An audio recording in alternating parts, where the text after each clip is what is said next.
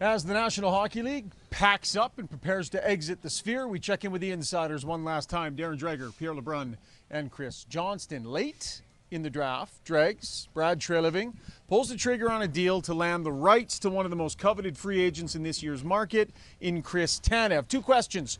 What are the likelihood that they're able to get a deal done with him, and what's next?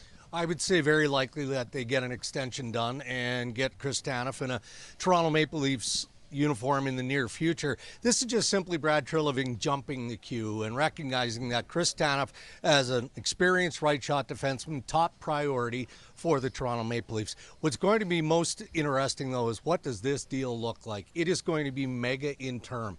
So you're talking about 6-7 years. And the reason that Toronto has to do that is just to combat the more tax-friendly markets like the Dallas Stars, right? I mean, that's what some of these teams are having to contend with. But I don't think Toronto is going to stop with Chris Tanev. I think they're going to swing for the fence here. I know that they're looking at Oliver Ekman-Larsson as an example and Nikita Zadorov as well. How they get all three of those pieces signed and sealed to contracts, we'll have to wait and see. And does that come at the expense of maybe Connor Timmins or Timothy Liljegren as right shot defense? So there's lots of pieces in play. Pierre, you've been all over the Steven Stamkos Tampa Bay story, and one of the questions we've all been asking and everyone's asking is how would they fit him in? How would they fit him in? Well, Julien Brisebois figured out, whether it's him or not, they cleared out a pile of cap space on day 2 of the draft. And that's the question. What does Tampa have in mind now that they have the most cap room they've ever had heading into July 1st in a long time? Julien Brisebois wasn't ready to answer that specifically in terms of his target. Obviously, he's got to circle back to Newport Sports and Don Meehan on Steven Stamkos. There's no question about that. But that doesn't mean that this is what it's all about. I don't think it is. I think this is about swinging for a bigger fish. It could be Jake Guentzel. Our understanding is that Tampa has interest in Jake Guentzel and that they want to be a player in that market as well. So fascinating times here over the next 48 hours. Tampa hoping to land a big fish. And the other side of that Sergachev trade, of course, is Utah, which were probably the most active team on this day at the draft. And you know, it's interesting, in getting Sergachev and John Marino, Bill Armstrong feels like he's got a first pairing now filled out, but he's not going to be done there. They're going to be a team that's going to be shopping in the defensive market, in free agency, looking for another left shot.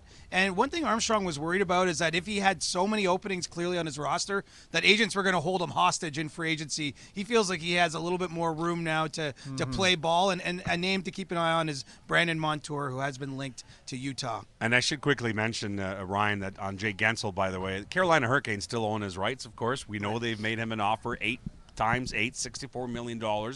They've not received a yes or a no yet, but Monday's around the corner, and they've not traded his rights. They don't want to do that right now. They want to see if they can convince him. Sam Reinhart's coveted pile of goals. Oh boy. Is Florida going to be able to get this done? So our understanding right now is that the Florida Panthers have not received a yay or a nay from Sam Reinhart's camp. They've made an offer, obviously. They hope to keep him. But it's a difficult decision. Sam Reinhart knows that what's on the table now, which I'm sure is a fair deal, is not as much as he can get Monday in the open market. Let's be real. So that's the decision for Sam Reinhart. Do I stay where I just want a cup, or do I go to market? Dregs, Jacob Trouba? Well, there's a lot of speculation around the future of the captain of the New York Rangers. It's important to note that he still has a no-move clause, and he has not been asked to waive that just yet. Speculation connecting the New York Rangers and Jacob Trouba to the Detroit Red Wings. Sources denying that that's a possibility. But it does get tricky for Kurt Overhart, who represents Jacob Trouba, because his no-move clause kicks into a modified no-trade clause on July 1st. So they're going to have to submit a no-trade list. Trouba very much wants to stay in New York for at least one more year. And who knows, maybe Detroit will be on the no-trade list. It's been a fun little run here, all of us. Stanley Cup final to the draft. We barely have time, though, to clean the suits and charge the phones because free agency gets going right away. So plenty more to come here from the Insiders.